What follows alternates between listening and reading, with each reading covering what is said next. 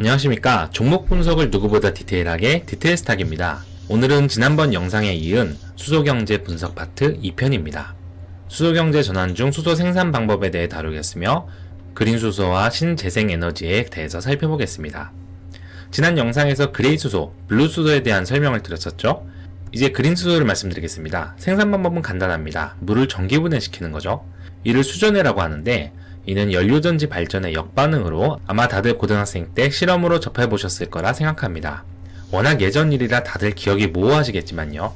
그 방법에 대한 내용은 나중에 연료전지에 대한 설명에서 자세히 이어가도록 하고, 일단 여기서 중요한 부분은 단순히 수전해를 통해 수소를 생산한다는 사실뿐 아니라 그 수전해의 에너지 원천이 되는 전기를 친환경적으로 생산하는 게 키포인트라는 거죠. 도식으로 나타내면 다음과 같습니다.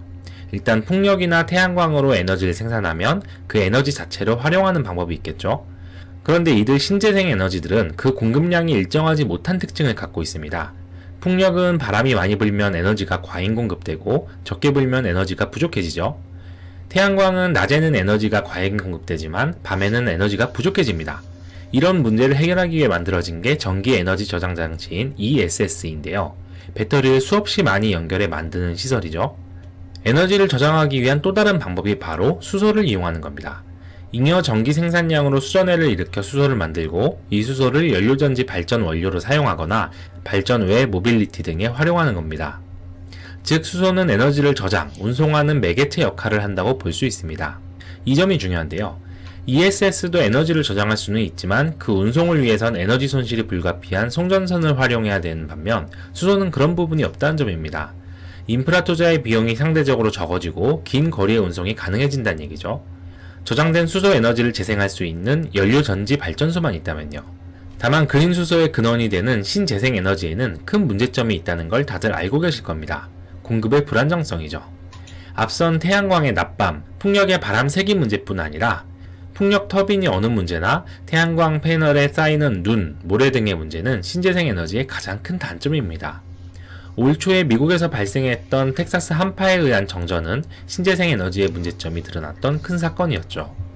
물론 당시 실제 에너지 공급이 많이 떨어졌던 건 천연가스가 원인이란 얘기도 있지만 신재생 에너지에 의한 공급도 크게 감소했던 게 사실입니다. 텍사스가 신재생 에너지 의존도가 높은 주였던 데다가 오스틴의 삼성이나 인피니언 등의 반도체 공장 중단 이슈가 있어 당시 신재생 에너지 ETF나 개별 종목 주가가 많이 흔들리기도 했죠.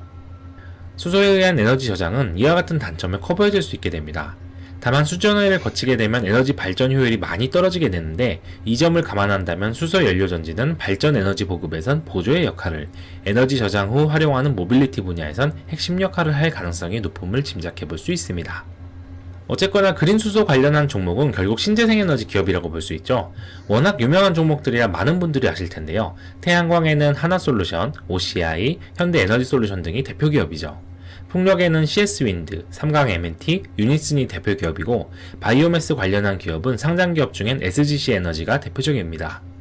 수전해 관련 종목은 연료전지의 역반응이므로 거의 영역이 겹치게 되는데 이는 다음 영상에서 따로 다루도록 하겠습니다.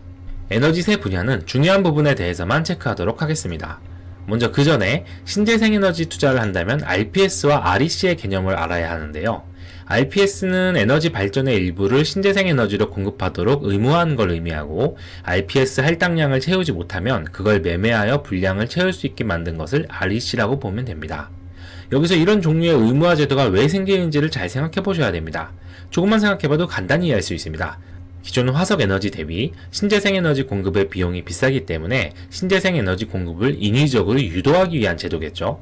그렇다고 하면 더 많은 에너지 공급을 할당하고 싶은 영역이나 에너지 효율이 높은 발전 타입에 더 많은 REC를 할당하려고 할 겁니다. 그래서 아래표와 같은 REC 가중치표를 보는 거죠. 올해 개정안을 보면 어떤 부분이 정부에서 더 힘을 실어줄 영역인지를 알 수 있습니다. 특징을 몇 가지 살펴보면 일단 첫째, 태양광, 풍력 모두 육상보단 해상의 가중치가 높다는 점이 있죠. 태양광의 경우 임야 가중치는 점차 감소하고 있고요. 이는 상대적으로 활용도가 낮은 해상에 시설을 설치하는 걸 유도하는 것과 자연 파괴로 탄소 흡수량이 감소하는 걸 방지하기 위함입니다. 태양광보다 풍력의 가중치가 상대적으로 높은 건 에너지 수요가 많은 저녁에도 꾸준한 발전을 할 수 있는 풍력의 설치를 유도하는 게 더 안정적인 에너지 공급 환경을 구축하는 데 도움이 되기 때문이고요. 바이오매스 에너지의 상세 내용에 대해선 뒤에서 설명드리도록 하겠습니다. 신재생에너지에 태양광을 투자한다고 하면 적어도 아래 세 가지 개념은 알고 개별 종목을 탐색하셔야 됩니다. 일단 첫 번째는 태양광 에너지 기업은 폴리실리콘이라 불리는 원자재 가격에 의해서 실적이 종속적일 수 있다는 부분입니다. 이 폴리실리콘은 태양광 발전용 패널의 핵심 원료로 사용되는데요. 태양광 에너지를 전기에너지로 바꿔주는 역할을 한다고 보면 됩니다. 다만 이 폴리실리콘 원료는 전 세계 생산량 60% 이상을 중국을 통해서 공급되는 특징을 가지는데요. 따라서 중국의 전력난 문제나 생산량 상당수를 신장 위구르 자치지역에 의존한 특성에 의해 미국의 대중국 제재 등 영향을 많이 받습니다. 이 폴리실리콘 가격과 관련된 국내 대표주는 OCI가 유명하죠. 태양광 에너지 기업 투자에서 가장 어려운 점은 이 폴리실리콘이라는 원자재 가격의 상승이 태양광 발전기 제조기업의 실적으로 연결되기 어렵다는 점에 있습니다. 전체 제조시장 중에서 중국이 차지하는 비율이 매우 높기 때문에 저가 경쟁의 환경이 구축되어 있기 때문인데요. 즉 폴리실리콘 가격 상승을 제품 판가 인상으로 전이시키기 어려운 상황입니다. 그 때문에 전 세계적으로 높아지는 태양광 에너지 수요에도 불구하고 패널이나 셀을 공급하는 기업인 하나솔루션, 현대에너지솔루션 등 국내 기업들의 마진율이 크게 좋아지지 못하는 거죠. 예를 들어 하나솔루션의 기업 보고서를 보시면 태양광 사업부 영업이익이 폴리실리콘 가격이 급등한 올해 적자로 전환한 것을 알 수 있습니다. 매출은 큰 변화가 없음에도 말이죠. 그 기저에는 태양광 에너지 사업 자체가 아주 높은 기술력을 요하지 않는다는 배경이 깔려 있습니다. 기술 해자가 있었다면 저가 경쟁으로 인한 사업 손실을 걱정할 필요가 없었을 테니까요. 따라서 태양광 발전기 관련 기업을 투자하는 데 있어서 중요한 건 그 성장 아이템, 즉 기술 해자를 구축할 수 있는 페로브스카이트 관련 이슈입니다.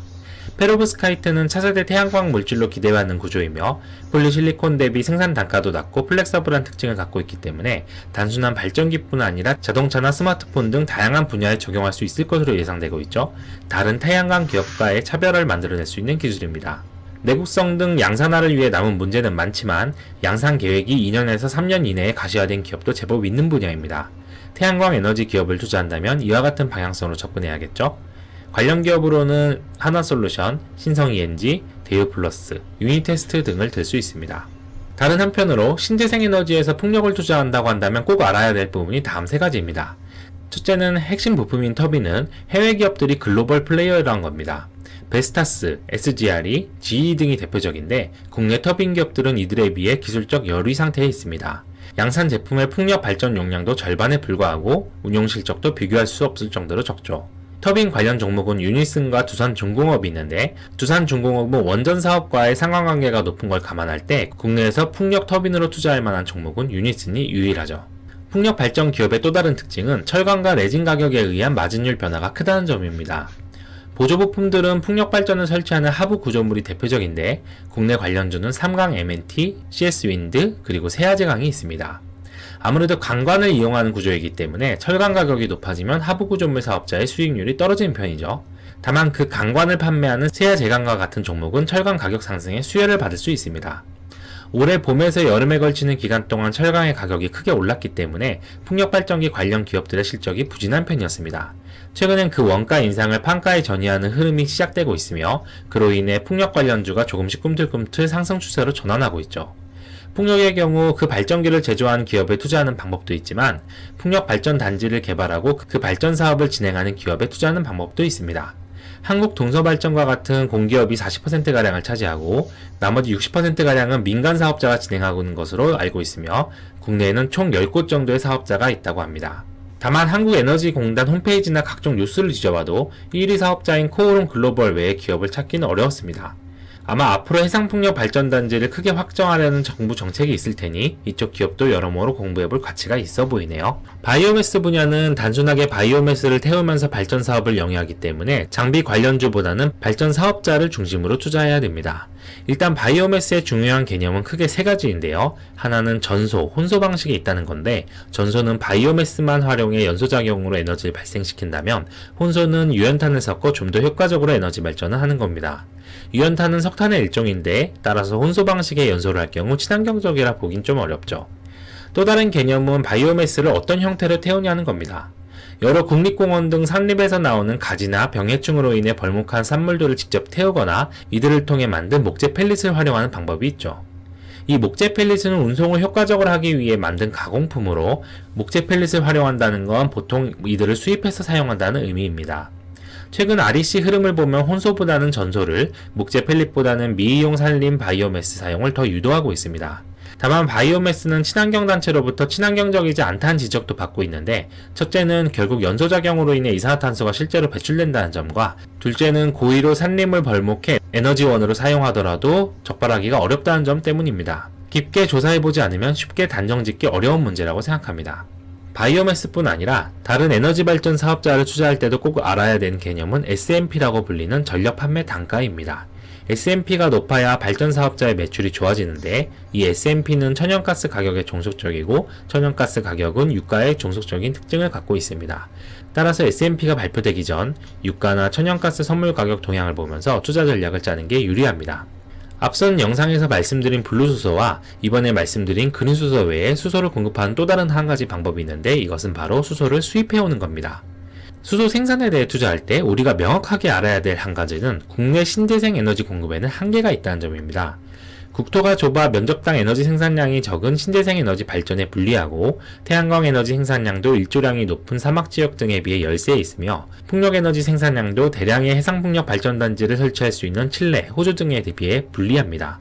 따라서 글로벌 에너지 경제가 수소경제 체제로 바뀌었을 때 한국이나 일본 같은 국가들은 높은 그린수소 생산 단가로 인해 에너지를 수입해서 쓰는 국가가 될 것이고, 중동, 호주, 칠레와 같은 국가는 수소 에너지 수출국이 되겠죠. 실제로 정부의 수소경제 활성화 로드맵을 보시면 현재 수소경제는 블루수소 공급체제에 기반해 있고, 앞으로는 수전에 기반해 그린수소 공급을 추가할 것이고, 수소에너지 공급량이 많아지는 2030년, 2040년에는 해외 생산에 대한 의존도를 높이는 게 목표임을 알 수 있습니다. 따라서 해외 수소에너지를 수입하기 위한 수소 해상 운송과 같은 투자 기회가 발생할 것임을 생각해 볼 수 있죠.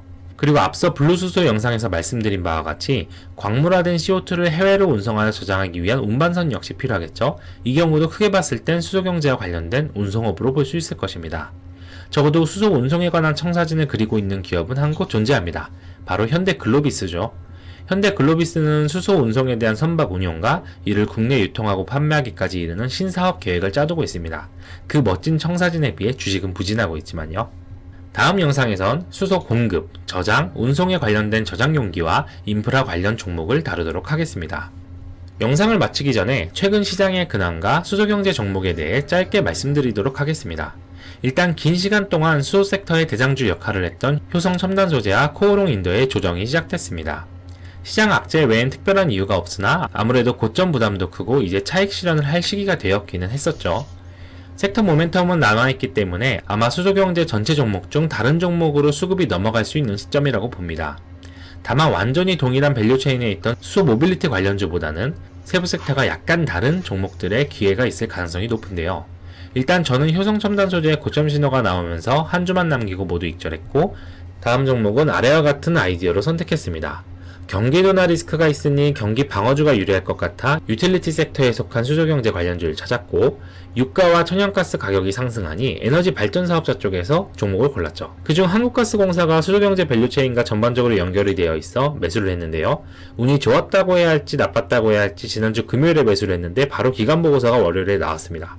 수익이 난 것 자체는 기쁜 일이지만 천천히 우상향할 거라 생각하고 수소섹터 영상을 다 올린 다음 하나씩 종목 분석을 하면서 이 종목도 분석하려고 했는데, 시장의 반응이 너무 빨라서 앞으로도 영상 올릴 때쯤이면 계속 뒷북만 칠 것 같다는 생각이 들었습니다. 한국가스공사 내용도 이 다음 영상에서나 처음 나오게 될 정도니까요. 내용 보강하다 보면 저 다음 영상도 며칠 걸릴지 모르니 아예 수소섹터에서 언급할 종목과 기본적으로 생각할 수 있는 투자 방향을 여기서 다 말씀드리겠습니다. 일단 수소경제 관련주는 하반기 정책에 의한 상승 모멘텀이 매우 강할 것이기 때문에 포트폴리오 중 하나는 꼭 들고 가셨으면 하는데요. 중요한 포인트는 그 종목을 선택하는 데 있어서 본업의 업황이 충실해야 된다는 점입니다. 수소 관련주의 특징은 화학이나 조선, 반도체나 다른 어떤 섹터에 속한 종목인데 수소경제와 연결되는 경우가 많다는 건데요. 그 각 종목이 속한 섹터의 업황이 좋아야 됩니다. 예를 들어 수소 운송 관련된 조선업의 경우 작년 초에 수주 잔고가 적었던 점을 감안하면 올 3분기까지도 실적이 나쁠 가능성이 높고, 무생수소 관련된 화학주는 아시아 증설로 인한 하반기 실적 모멘텀이 약할 가능성이 높습니다. 신재생에너지, 수소연료전지 관련된 유틸리티주는 유가, LNG 상승 등에 의해 실적 모멘텀이 강할 가능성이 높고요. 그런 각자 기준에 따라 섹터를 선정하고 수소 관련 매출이 실제로 잡히거나 잡힐 기대감이 높은 종목 혹은 기술 개발 등의 발표로 재료가 시장에 소개될 가능성이 높은 종목을 선정했으면 합니다. 마지막으로 주간, 월간 상승 모멘텀에서 과열되지 않은 종목을 고르셨으면 합니다. 일단 글씨가 잘 보이실지 모르겠는데 저 같은 경우는 이 표와 같이 수소 관련주를 정리해뒀습니다. 지난 금요일에 정리한 자료라 시가총액이나 수급, 상승률들이 지금과는 좀 다를 겁니다. 그리고 시가총액을 3천억에서 5조 사이의 종목을 골랐는데요. 시장 상황이 매우 나쁘기 때문에 시가총액이 지나치게 크면 상승하지 못할 가능성이 높습니다. 수급이 받쳐주지 못할 테니까요. 시가총액이 지나치게 낮은 경우는 수소 관련 사업 중에서 큰 영향력이 없는 사업을 할 가능성이 높습니다. 따라서 적절한 범위는 이 사이라고 생각한 겁니다. 종목을 추천드리는 건 아니지만 이 종목들은 공부해 볼 만합니다. 다만 효성첨단소재나 코오롱인더, 롯데 정밀화학 등은 월간 상승률이 높아 과열 양상으로 생각합니다. 또 다음 영상들에서 상세히 다루겠지만 결국 CHPS 법제화나 수소경제 로드맵 2.0은 그린수소, 연료전지, 액화수소 보관밸류 체인에 모멘텀이 집중적으로 줄 가능성이 높고 수소 충전소 공급 확대 계획은 충전소 사업과 튜브 트레일러 운송 사업에 모멘텀을 줄 가능성이 높습니다. 따라서 그쪽 사업군이 유리할 것으로 생각합니다. 각 종목의 수소 경제 내에서의 역할은 화면의 표를 참고하시면 될 것 같습니다. 그리고 진짜 아주 간단히 체크포인트 몇 개만 말씀드리면 SK머티리얼즈는 지주사와의 합병 이슈가 있어서 배제해야 될 것 같고 삼성중공업은 감자 이후 유증 이슈 진행 중이라 악재 해소 시점 체크를 위해 일정을 확인하셔야 되며 CS윈드, 삼강 M&T 등은 앞서 말씀드린 바와 같이 원가의 판가 전이로 인해 실적 개선 가능성이 높습니다. 두산퓨얼셀은 CHPS 법제화 지연으로 인해 이연 수요가 하반기 이후 집중될 것이고 OCI는 폴리실리콘 가격 수혜가 강하나 시장에 이미 지속 반영되어 주가가 많이 상승해 있는 상태이며 대우조선해양은 현대와의 합병 이슈가 또 미뤄졌기 때문에 불확실성이 지속될 것입니다. 일진 하이솔루스는 신규 상장이기 때문에 보호에서 풀리는 오버행 낭차를 체크하셔야 되고요. 유니드는 대주주 중 연세 드신 분이 지분을 지속적으로 매도하고 있는데 물량이 크기 때문에 주의하셔야 되고 상하프론테크는 아이템은 좋은데 퍼가 400에 달하는 고평가 영역입니다. 아이템 관련한 양사 능력이 부재하다는 얘기도 있고요. SGC 에너지는 자회사 SGC 그린파워의 에너지 사업 가동이라는 긍정적 이슈가 3, 4분기쯤 있을 것이지만 재무제표상 실적이 엄청 올라간 것처럼 보이는 건 지분구조 개편에 의한 착시 효과입니다. 효성중공업은 국내 수소 충전소 1위 사업자이나 대기업들이 이쪽 분야에 진출 준비 중이니 주의하셔야 됩니다. 미코의 가정용 SOFC 연료전지 발전은 아이템은 좋으나 해외 기업, 특히 일본 기업 대비 기술 열의로 국내 공급에 국한될 가능성이 높습니다. 유니스는 적자 기업이니 조심하시고요. 그리고 앞에서 말씀드린 대로 국산 풍력 터빈은 경쟁에서 밀릴 가능성이 높습니다. 캠트로스는 배터리 관련 이슈로 급등 구간에 있으니 투자 조심하는 게 좋을 것 같습니다. 종목에 대한 자세한 공부는 저도 아직이니 각자 공부해보시고 좋다고 생각하면 한번 투자해보는 게 어떨지요. 댓글에 분석 내용 말씀해주셔도 감사하겠습니다. 아마 몇몇 종목은 영상에서 따로 자세히 다뤄보게 될 것 같습니다. 오늘의 영상 여기까지입니다. 좋아요, 구독, 알림 설정 부탁드립니다. 감사합니다.